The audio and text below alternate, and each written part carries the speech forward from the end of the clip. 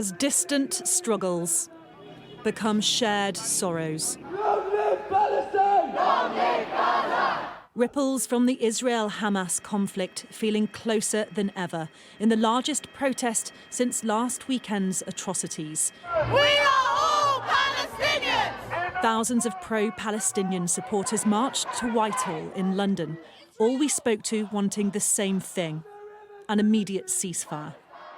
Katie's Jewish. She's travelled from Hastings to be here. Palestinians have been screaming for decades about this and no one was listening.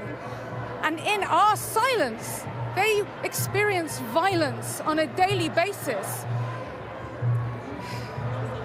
I'm speechless. Nara Main says people in Gaza shouldn't be punished. It's appalling. What happened last Saturday makes me feel I was shocked, really shocked. But what I'm seeing now is just war crime from Israel. 1, 2, 3, 4! In other UK cities, protesters also made their voices heard. A police presence in each. And in London, 1,000 extra officers on the streets. The language used around this conflict is so important, and the police have been extremely careful in their wording, describing themselves as independent and impartial as a service. However, they've also warned that anyone showing any support to any terrorist organisations will be arrested.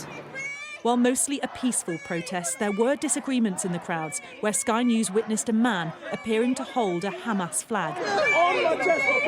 On stage nearby, calls for the UK government to intervene. Let's hear it from the people of the West Bank, from the people of Gaza, from the people of the refugee camps, and say very bluntly to our political leaders in this country, do not condone war crimes. With the Palestinian ambassador thanking protesters.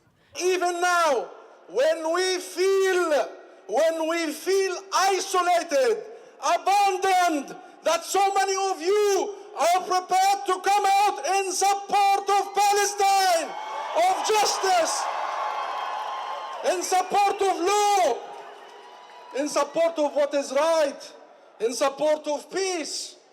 Make your voices heard.